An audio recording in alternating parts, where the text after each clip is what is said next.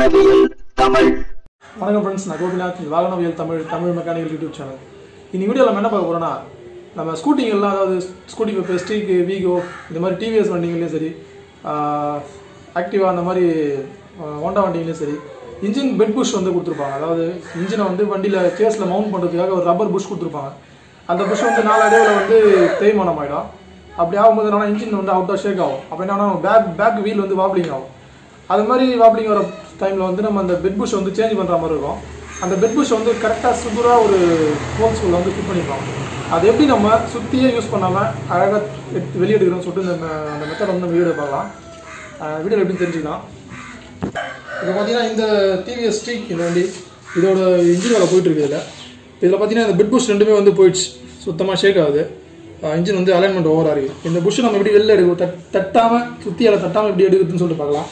First வந்து பார்த்தீங்கன்னா இந்த மாதிரி ஒரு பிட்டு, அதாவது இந்த புஷ் சைஸுக்கு கொஞ்சம் சின்னதாக சுகரான ஒரு புஷ் எடுத்துக்கிட்டு இதை வந்து இந்த பக்கம் போட்டு அதில் வந்து நம்ம ஒரு போல்டில் லென்த்து போல்டில் வாஷர் போட்டு அதை ஃபிட் பண்ணிடலாம். இது மாதிரி போட்டு ஃபிட் பண்ணிடலாம். அதுக்கடுத்து பார்த்தீங்கன்னா இந்த பக்கம் அந்த புஷ்ஷு உள்ளே போகிற அளவுக்கு ஹோல்ஸ் இருக்கிற ஒரு காலர் அதை போட்டு இந்த பக்கத்துக்கு அந்த ஒரு ஸ்பேஸர் ஒன்று வச்சுட்டு நம்ம அதை நெட்டை போட்டு டைட் பண்ணலாம். ஆட்டோமேட்டிக்காக அந்த புஷ்ஷை வந்து வெளில இழுத்துட்டு வந்துடும். எப்படி எடுத்துன்னு மட்டும் பாருங்கள் வீடியோவில். நம்ம இதை போட்டு டைட் பண்ண அந்த பிட்டு வந்து உள்ளே போயிட்டே இருக்கும், அந்த புஷ்ஷு வெளில வந்துகிட்டே இருக்கும்.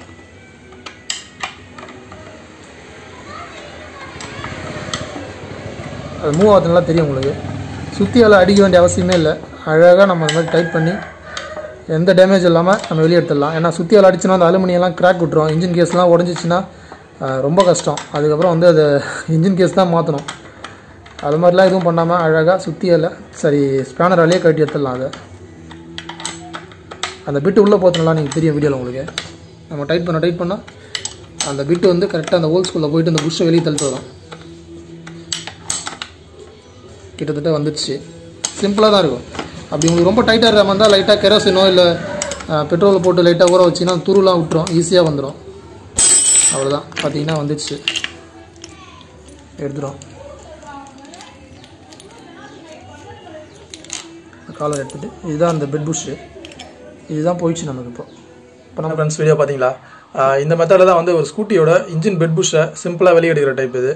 அதாவது நம்ம சுற்றி வச்சு அடிக்க தேவையில்லை, கேஸ் வெல்டிங்கில் வந்து ஹீட் பண்ணி அடிக்க தேவையில்லை. நம்ம சிம்பிளாக ஒரு போல் நட் வச்சு நம்ம டைட் பண்ணும்போது அது அழகாக நமக்கு வந்து பெட் புஷ் வெளில வந்துடும்.